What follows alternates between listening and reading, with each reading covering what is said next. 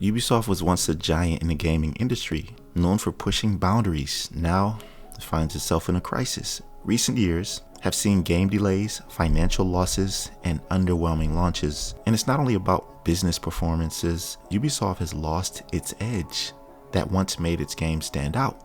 Today we're going to talk about the one game that could potentially save Ubisoft from this downward spiral. Of course, you got to think about money and everything else, but at the core, it's the games that really stand out and can make a statement. There's only one solution, in my opinion, and it may just be their last chance to recapture the innovation and creativity that once defined them. Gaming in general has drastically changed over the past decade. It used to be about pushing creative boundaries, offering players immersive, epic experiences that challenged their imagination and kept them on the edge of their seats, not to mention the fact that we had physical copies and midnight releases where you go there and collaborate with other players talking about what you're going to be doing in your epic adventures of Skyrim or Grand Theft Auto. None of that even exists anymore. So you have to replace that with something else in kind.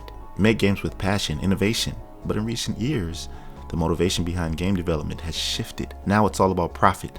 Studios are focused on monetization strategies, microtransactions, and safe development to maximize sales without taking creative risks. And it's this shift in priorities that's killing the very soul of gaming.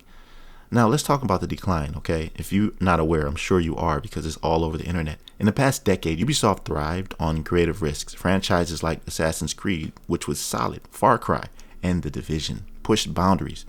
But over the last years, things have changed. Ubisoft has fallen into this trap, avoiding controversial or risky decisions. The result?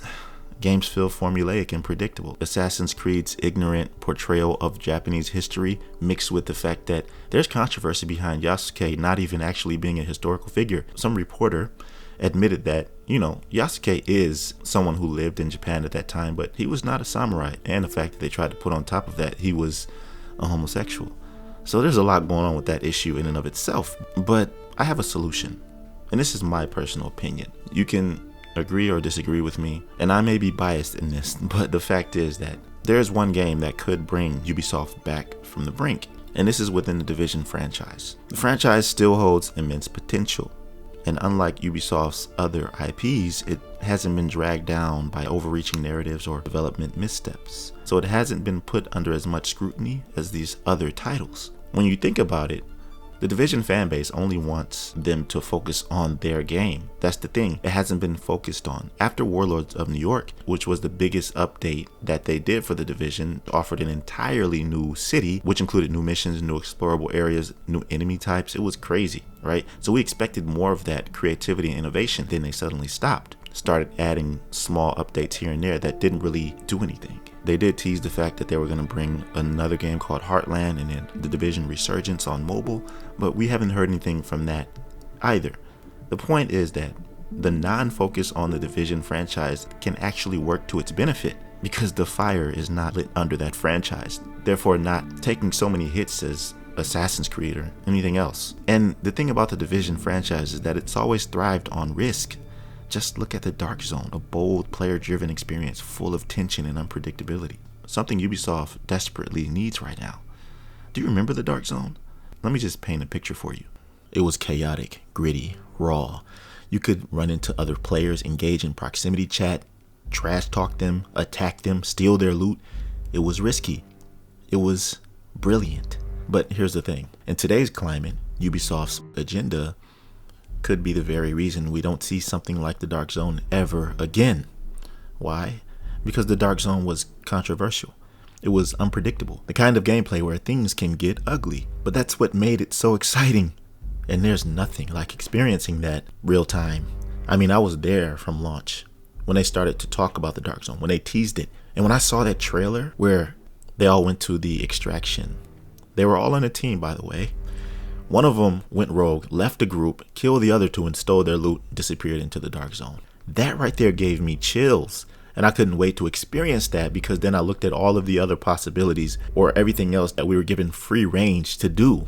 Whether it be talking trash, the methods used to destroy other players, the list goes on. But now Ubisoft is leaning towards safe development. And that means they're likely pulling away from the very mechanics that made the Division so unique. In a world where everything has to be clean and unoffensive, The raw chaos of the Dark Zone becomes too risky for them, simply put. And without that edge, without that element of unpredictability and controversy, what is left? A game that blends in with all the others. A game that's afraid to make a statement. So Ubisoft can't really afford another generic title. I understand what they tried to do, okay? Obviously they're a business, and the whole idea of a business is to generate money.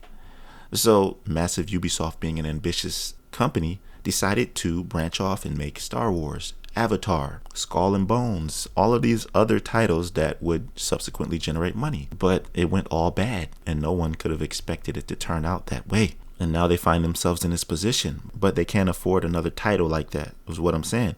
So you have to go back to your roots. And the Division 3 is the perfect opportunity to restore trust in their fan base. The game has a strong, loyal community. Come on, man. It's been out for 6 years without a sequel. And if you go look at Division content right now, go look on YouTube and search up the Division 2.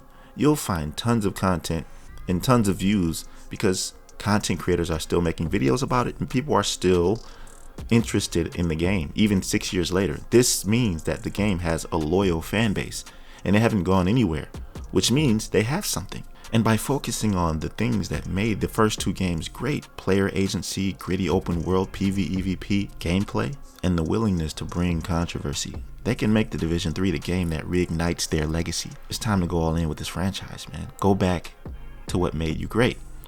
But Ubisoft has to be careful. They can't repeat the same mistakes on their recent games by sanitizing their content. Whatever got them in this situation, trying to appeal to everyone else. Because the Division's core appeal lies in its tension and its risk, especially with elements like proximity chat and, the player being able to steal other players' loot. Ubisoft needs to lean into these features rather than back away from them. So I think that the Division 3 is Ubisoft's best shot at redemption.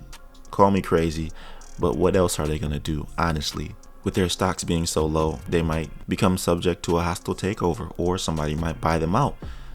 Whoever does needs to realize what they need to do going forward. If they do survive a hostile takeover or they aren't bought, go back to the roots.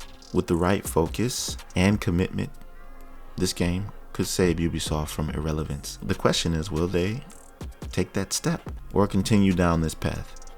Let's hope Ubisoft chooses the path that made them great. So what do you think?